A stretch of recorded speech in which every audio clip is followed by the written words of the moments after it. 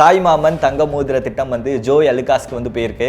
அது எப்படிங்க 1 கிராம் தங்கம் வந்து 1 பைசாக்கு வந்து பண்ண முடியும் அப்படின்னு நிறைய பேருக்கு வந்து ஒரு கேள்வி இருக்குது. அதை விட ரொம்ப முக்கியமான கேள்வி என்னது அப்படின்னா, L1க்கு அடுத்தது L2க்கு தானே ஆர்டர் போகணும். அது என்ன L2க்கு கொடுக்காம L9ல இருக்கிற கல்யாண் ஜுவல்லரிஸ்க்கு இந்த ஆர்டர் கொடுத்துருக்காங்க. ஏன்னா ஜாய் அலுகாஸ் வந்து 70% பண்ண போகிறாங்க, கல்யாண் ஜுவல்லரிஸ் வந்து 30% வந்து பண்ண போகிறாங்க. உண்மையிலேயே இந்த டெண்டரில் என்ன நடந்திருக்கு அப்படின்னு இந்த வீடியோவில் டீட்டெயிலாக பார்க்கலாம். ஃபர்ஸ்ட் இந்த தாய்மாமன் தங்க மோதிர திட்டம்னா என்ன? எல்லாருக்கும் தெரிஞ்சதான். கவர்மெண்ட் ஹாஸ்பிட்டலில் பிறக்கிற குழந்தைகளுக்கு 1 கிராம் தங்க மோதிரம் வந்து கொடுக்க போகிறாங்க. நம்ம தமிழரோட பாரம்பரியத்தில் ஒன்று தான் தாய்மாமன் சீர் அப்படிங்கிறது. நம்ம விஜய் அண்ணாவே என்னோட தங்கச்சிகளுக்கு பிறக்க போற குழந்தைக்கு நான் வந்து ஒரு தாய் மாமனா ஒரு சீர் செய்கிறேன், அதுதான் இந்த தாய்மாமன் தங்க மோதிர திட்டம் அப்படின்னு அறிவிச்சிருந்தாரு. இந்த திட்டத்துக்கும் கவர்மெண்ட் ஹாஸ்பிட்டலுக்கும் என்ன பெனிஃபிட் இருக்கு அப்படின்னு பார்த்தீங்கன்னா, நிறைய மக்கள் கவர்மெண்ட் ஹாஸ்பிட்டலில் வந்து பிரசவம் பார்ப்பாங்க. இதனால மக்களுக்கு இந்த கவர்மெண்ட் ஹாஸ்பிட்டல் மேலே இருக்கிற நம்பிக்கை வந்து இன்னும் அதிகரிக்கும். அதனால நிறையா மக்கள் கவர்மெண்ட் ஹாஸ்பிட்டலுக்கு ட்ரீட்மெண்ட் பார்க்க வருவாங்க அப்படிங்கிற ஒரே நோக்கத்தோடு தான் இப்படி ஒரு ஸ்கீமை வந்து அவங்க அறிவிச்சிருக்காங்க. ரீசெண்டாக பட்ஜெட் தாக்கல் நடந்துச்சு இல்லையா?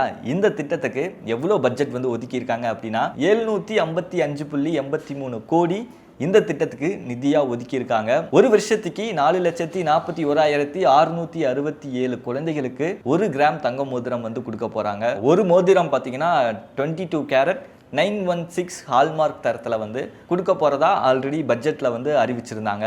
சரி, இப்போ டெண்டருக்கு வருவோம்.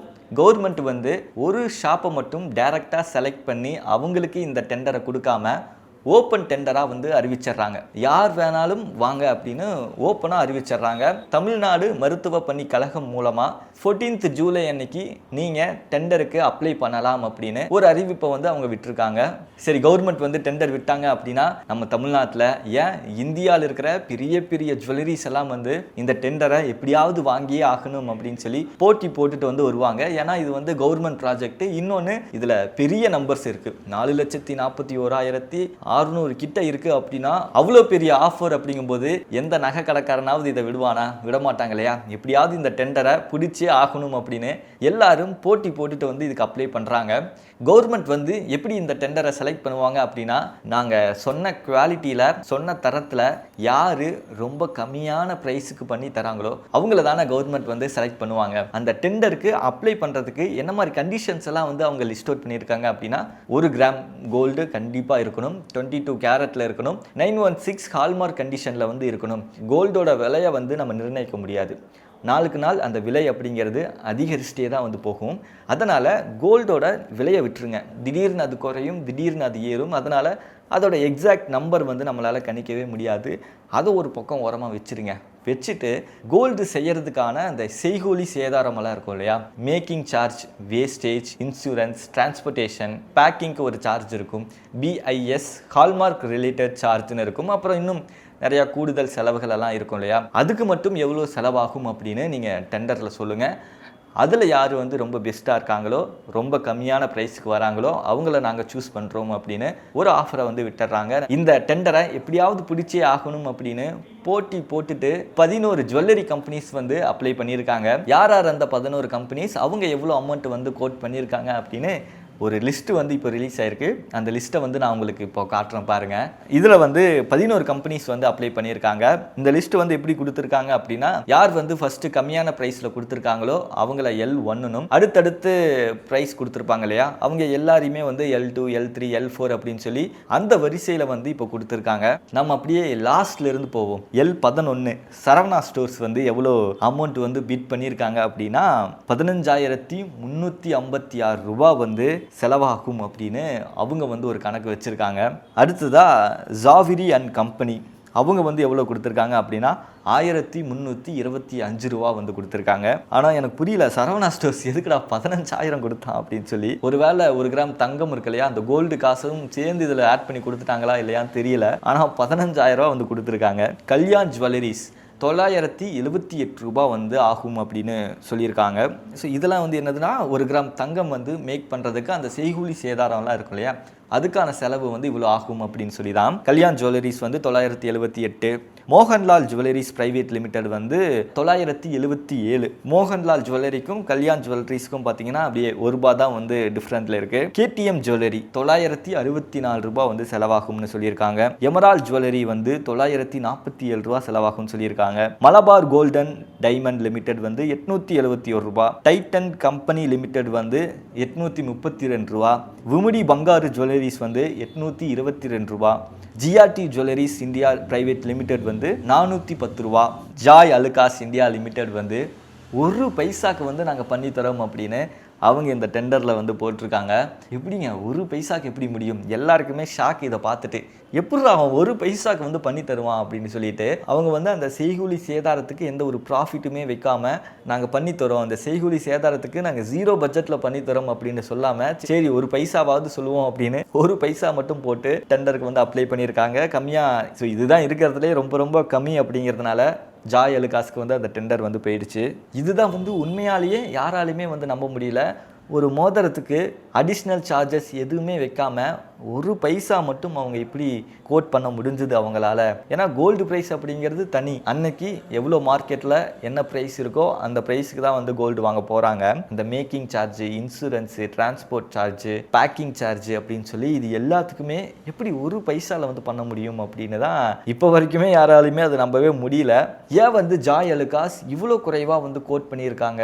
இது மூலமாக அவங்களுக்கு என்ன ப்ராஃபிட் இருக்க போகுது அப்படின்னு நிறைய கேள்விகள் இருக்குது, நிறைய டிஸ்கஷன் இப்போ போய்கிட்டு இருக்கு. நிறைய எக்ஸ்பர்ட்ஸ் வந்து என்ன சொல்கிறாங்க அப்படின்னா ஜாய் அலுகாஸ் சைட்லேருந்து இதுதான், இதனால தான் ₹1 நாங்கள் கோட் பண்ணோம் அப்படின்னு அஃபிஷியலாக அவங்க எதுவுமே சொல்லலை. ஆனால் நிறைய எக்ஸ்பர்ட்ஸ் எல்லாம் இருப்பாங்க இல்லையா, ஃபினான்ஷியல் எக்ஸ்பர்ட்ஸ் எல்லாம், அவங்க வந்து என்ன ஒரு விளக்கம் கொடுக்குறாங்க அப்படின்னா 4,41,667 மோதிரம் அப்படிங்கிறது அவங்களுக்கு மிகப்பெரிய ஒரு ஆர்டர். ஒரு மோதிரத்துக்கு இந்த மாதிரி அடிஷ்னல் சார்ஜ் எல்லாம் வந்து வாங்கலை அப்படின்னா அவங்களோட மார்ஜின் வந்து குறையும் தான். ஆனால் இந்த மாதிரி பல்கான ஒரு வால்யூமில் பண்ணும்போது அவங்களோட பிஸ்னஸ் வேல்யூ அப்படிங்கிறது ரொம்ப அதிகமாயிட்டே வந்து போகும். இன்னொன்று, இந்த தாய்மாமன் தங்க மோதிர திட்டம் அப்படிங்கிறது நம்ம தமிழ்நாடு கவர்மெண்ட்டோட பெரிய ஒரு திட்டம். இதுக்கு வந்து நம்ம ஒரு சப்ளையராக இருந்தோம் அப்படின்னா நம்ம பிராண்டோட விசிபிலிட்டி அப்படிங்கிறது ரொம்ப அதிகமாயிட்டே தான் வந்து போகும்.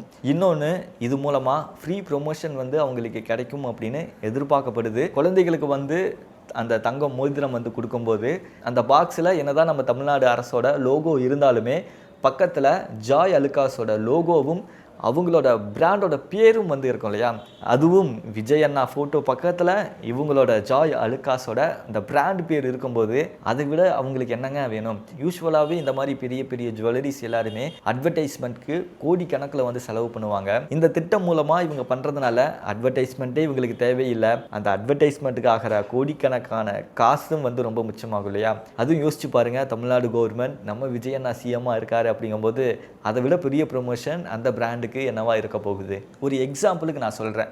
நம்ம விஜய் அண்ணா வந்து இப்போது சிஎம்மாக இல்லை, அவர் வந்து எப்பவும் போல் ஒரு ஆக்டராகவே இருக்கார். ஒரு ஆக்டராக அவர் இருக்கும்போது நம்ம விஜய் அண்ணா வச்சு அட்வர்டைஸ்மெண்ட் பண்ணால் எவ்வளோ செலவாகும்? ஒரு படத்துக்கே 200 கோடி சம்பளம் வாங்குறவர், அவரை வச்சு அட்வர்டைஸ்மெண்ட் பண்ணால் அந்த அட்வர்டைஸ்மெண்ட்டுக்கும் 200 கோடி செலவாகும் இல்லையா. இது மூலமாக அந்த பிராண்டுக்கு ஃப்ரீ ப்ரொமோஷன் கிடைச்ச மாதிரி தானே. இதெல்லாம் யோசிச்சு தான் அவங்க அந்த ₹1 வந்து ஒரு முடிவு எடுத்திருக்காங்க அப்படின்னு இன்றைக்கி நிறைய எக்ஸ்பர்ட்ஸ் வந்து சொல்கிறாங்க.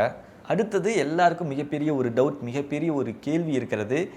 L1 இருக்கிற ஜாய் அலுகாஸ்க்கு வந்து கொடுத்துட்டீங்க, L2 இருக்கிற ஜிஆர்டி பார்த்தீங்கன்னா ₹410 தான் வந்து சொல்லியிருக்காங்க. ஆனால் அவங்களுக்கு கொடுக்காம L9 இருக்கிற கல்யாண் ஜுவல்லரிஸ், அதாவது ₹978 செலவாகும்னு சொன்னாங்களே, அவங்களுக்கு எப்படி கொடுத்தாங்க அப்படின்னு நிறையா கேள்விகள் இருக்குது. இதுக்கு கவர்மெண்ட் சைட்லேருந்து என்ன எக்ஸ்பிளனேஷன் கொடுத்துருக்காங்க அப்படின்னா, L1 இருக்கிற ஜாய் அலுகாஸ் வந்து ₹1 பண்ணி தராங்கப்பா, வேறு யாராவது வந்து ரொம்ப கம்மியான ப்ரைஸ்க்கு பண்ணி தரீங்களா? இதை விட கம்மியான ப்ரைஸ்க்கு பண்ணி தர முடியாது. சரி, இவங்க சொன்ன இதே டீலுக்கு யாராவது பண்ணி தரீங்கன்னா அவங்களுக்கும் இந்த டெண்டரை நாங்கள் கொடுக்குறோம், ஷேர் பண்ணிக்கோங்க. ஏன்னா 4 லட்சம் அப்படிங்கிறது பெரிய ஒரு நம்பர், நீங்கள் பாதி எடுத்துக்கிட்டு இன்னொரு கம்பெனி வந்து பாதி எடுத்துக்கட்டும் அப்படின்னு அந்த டெண்டரில் ஒரு டீல் வந்து வைக்கிறாங்க. அதுக்கு எந்த கம்பெனியுமே வந்து அக்செப்ட் பண்ணிக்கல. அந்த டீலுக்கு கல்யாண் ஜுவல்லரிஸ் மட்டும்தான் நாங்களும் அதே ப்ரைஸுக்கு வந்து பண்ணி தரோம் அப்படின்னு அவங்க அக்செப்ட் பண்ணியிருக்காங்க. அவங்க அப்படி சொன்னதுனால ஆட்டோமேட்டிக்காக அந்த டீல் L9 இருக்கிற கல்யாண் ஜுவல்லரிஸ்க்கு வந்து போயிடுச்சு. இப்போது இந்த தங்க மோதிர திட்டம் வந்து 2 கம்பெனிஸ் வந்து பண்ண போகிறாங்க. ஒன்று ஜாய் அலுகாஸ், இன்னொன்று கல்யாண் ஜுவல்லரி. இப்போ 2 கம்பெனிஸ்க்குமே வந்து ஷேர் பிரிச்சிருக்காங்க. ஜாய் அலுகாஸ் வந்து 70% பண்ணட்டும், கல்யாண் வந்து 30% பண்ணட்டும் அப்படின்னு. ஏன்னா ஒரு பைசாக்கு பண்ணி தருவோம் அப்படின்னு அவங்க தான் ஃபஸ்ட்டு சொன்னாங்க. அதனால் 50-50 கொடுத்தா நல்லா இருக்காது. ஃபஸ்ட்டு அவங்க சொன்னதுனால அவங்களுக்கு ஒரு 20% எக்ஸ்ட்ரா கொடுத்துட்டு நீங்கள் ஒரு 30 வச்சுக்கோங்க அப்படின்னு அவங்களுக்கு 70%, இவங்களுக்கு 30% வந்து பிரித்து கொடுத்துருக்காங்க. ஸோ அடுத்த 4 மாதத்தில் 1,28,499 மோதிரம் வந்து அவங்க தயார் பண்ண போகிறாங்க. இதில் ஜாய் அலுகாஸ் வந்து 89,949 மோதிரமும், கல்யாண் ஜுவல்லரிஸ் வந்து 38,550 மோதிரமும் வந்து பண்ணித்தர போகிறாங்க. எதனால வந்து ஒரே கம்பெனி இது எல்லாத்தையுமே பண்ணட்டும் அப்படின்னு ஒரு கம்பெனிக்கு கவர்மெண்ட் கொடுக்காம 2 கம்பெனிக்கு ஏன் பிரித்து கொடுத்தாங்க அப்படின்னு ஒரு தெளிவான விளக்கம் இது வரைக்கும் கவர்மெண்ட் சைட்லேருந்து கொடுக்கல. ஸோ நான் என்ன நினைக்கிறேன்னா, இதனால் இந்த 2 கம்பெனிஸ்க்கு அவங்க கொடுத்துருக்காங்க அப்படின்னா, ஒரு கம்பெனியில் சப்ளை வந்து டிலே ஆனால் கூட இன்னொரு கம்பெனியிலேருந்து நமக்கு கிடைச்சிரும். அதனால் இந்த ஸ்கீம் வந்து ஸ்டாப் ஆகாமல் அது கண்டினியூ ஆகிட்டே தான் இருக்கும். இன்னொன்று, பெரிய லெவலில் வந்து ப்ரொடக்ஷன் பண்ணுறாங்க அப்படிங்கும்போது ரொம்ப டைம் எடுத்துக்கும். இப்படி பிரித்து கொடுத்துட்டாங்க அப்படின்னா கொஞ்சம் ஃபாஸ்டராக அந்த வேலை நடக்கும், மேனேஜ்மெண்ட்டுக்கும் ரொம்ப ஈஸியாக இருக்கும். அப்படிங்கிறதுனால இந்த 2 கம்பெனிஸ்க்கு பிரித்து கொடுத்துருக்காங்க. ஸோ அடுத்ததாக இந்த மோதிரம் எல்லாத்தையுமே பத்திரமா பாதுகாத்து வைக்க 13 ஸ்டோரேஜ் பாயிண்ட்ஸ் வந்து அமைக்க போகிறதா வந்து சொல்லியிருக்காங்க. ஏன்னா ஒரு குழந்தை பிறக்குது அப்படின்னா இமிடியேட்டாக கடையில் போய் மோதிரம் வாங்கிட்டு வந்தெல்லாம் கொடுக்க மாட்டாங்க. இது பெரிய ஒரு பல்க் நம்பர்ஸில் ஆல்ரெடி பண்ணி ரெடியாக வச்சுருப்பாங்க. அதிலிருந்து மோதிரத்தை எடுத்துகிட்டு வந்து ஒவ்வொரு குழந்தைகளுக்காக வந்து கொடுப்பாங்க. ஏன்னா ஒரு தங்கம் அப்படிங்கிறது எவ்வளோ விலையுள்ள பொருள் அப்படின்னு நமக்கே தெரியும். நம்ம வீட்டில் கோல்டு இருந்தாலே அதை எவ்வளோ பத்திரமா வந்து நம்ம பூட்டி லாக் பண்ணி வச்சுருப்போம். அப்போது இவ்வளோ நம்பர்ஸில் இவ்வளோ குவான்டிட்டியில் கோல்டு இருக்குது அப்படின்னா அதை வந்து பத்திரமா பாதுகாத்து வைக்கணும் இல்லையா? இதுக்காக 13 ஸ்டோரேஜ் பாயிண்ட்ஸ் வந்து சில டிஸ்ட்ரிக்டில் இருக்கிற கலெக்டரேட்ஸ்லேயும் ட்ரெஷரிஸ்லேயும் இந்த மாதிரி ஸ்டோரேஜ் பாயிண்ட்ஸ் வந்து அமைக்க போகிறாங்க. அந்த ஸ்டோரேஜ் பாயிண்ட்ஸ்லேருந்து அந்தந்த டிஸ்ட்ரிக்டில் எவ்வளோ குழந்தை பிறந்திருக்காங்க, எவ்வளோ தேவையோ அது எல்லாமே உடனே எடுத்துகிட்டு கொண்டு போய் கொடுக்குற மாதிரி ஒரு ஐடியாவில் இருக்காங்க. ஸோ எஸ், இதுதான் வந்து ரீசன் இந்த தாய் மாமன் தங்க மோதிர திட்டம் வந்து ஏன் ஜாய் அலுகாஸ்க்கு போச்சு, ஏன் கல்யாண் ஜுவல்லரிஸ்க்கு போச்சு அப்படின்னு. இதுக்கு பின்னாடி வந்து நிறையா விமர்சனங்கள் வைப்பாங்க. ஸோ என்னதான் வந்து நம்ம சிஎம் விஜய் அண்ணா வந்து நல்லது பண்ணணும்னு நினச்சாலுமே, நல்லது கூட பண்ணனாலுமே நிறைய நெகட்டிவ் விமர்சனங்கள் வந்து வச்சுக்கிட்டே தான் இருப்பாங்க. ஏன்னா ஆரம்ப கட்டத்தில் நம்ம விஜய் அண்ணா வந்து ஜாய் அலுகாஸோட ஆட்லி எல்லாம் வந்து நடிச்சிருப்பார். அது எல்லாத்துக்குமே வந்து ஞாபகம் இருக்கும்னு நினைக்கிறேன். இந்த ஜாய் அலுகாஸ்க்கு பிராண்ட் அம்பாஸ்டராகவும் கூட வந்து நம்ம விஜய் அண்ணா இருந்திருக்காரு. ஸோ விஜய் அண்ணா வந்து பிராண்ட் அம்பாஸ்டரா ஜாய் அலுகாஸ்க்கு இருந்தார், நிறைய ஆட் அதில் நடிச்சிருக்காரு. அப்படிங்கிறதுனால தான் ஜாய் அலுகாஸ்க்கு இந்த டெண்டர் வந்து போயிருக்கு, ஒரு மிகப்பெரிய ஒரு ஊழல் நடந்திருக்கு அப்படின்னெல்லாம் வந்து நிறைய விமர்சனங்கள்லாம் வைப்பாங்க. பேசுகிறவங்க பேசிகிட்டே தான் இருப்பாங்க. ஆனால் ஸோ இதை நம்ம எப்படி பார்க்கணும் அப்படின்னா, ஒரு நல்ல விஷயம் நம்ம கவர்மெண்ட் வந்து பண்ணுது, அதை ரொம்ப கம்மியான ப்ரைஸுக்கு ஒருத்தவங்க பண்ணித்தரன்னு முன் வந்திருக்காங்க இல்லையா? அப்போது அதை தான் வந்து நம்ம பார்க்கணும். ஏன்னா நம்ம கவர்மெண்ட்டோட மணி அப்படிங்கிறது நம்மளோட வரி பணம் தான், மக்களோட வரி பணத்திலிருந்து தான் இவ்வளவும் பண்ணுறாங்க. அப்போது இந்த மாதிரி ஒரு பைசாவில் பண்ணும்போது எவ்வளோ அமௌண்ட் வந்து சேவ் ஆகும். இப்படி நல்லதை யோசிக்காமல் சில பேர் அப்படி கெட்டதாக தான் யோசிப்பாங்க. எப்பவும் போல் இக்னோர் நெகட்டிவிட்டி தான், நெகட்டிவிட்டியாக பார்க்காம கடந்து போய்கிட்டே இருப்போம். அஃபிஷியலாக இந்த திட்டம் வந்து செப்டம்பர் 15ஆம் தேதியிலிருந்து ஸ்டார்ட் ஆக போகிறதா வந்து பட்ஜெட்லேயே அறிவிச்சிட்டாங்க. செப்டம்பர் 15ஆம் தேதியிலிருந்து பிறக்க போகிற எல்லா குழந்தைகளுக்கும் 1 கிராம் தங்க மோதிரம் வந்து கொடுக்க போகிறாங்க. ஸோ இதுதான் ஒரு தெளிவான ஒரு விளக்கம். இந்த மாதிரி நிறைய அப்டேட்ஸ் தெரிஞ்சுக்க நம்ம சேனலை உடனே சப்ஸ்கிரைப் பண்ணிக்கோங்க.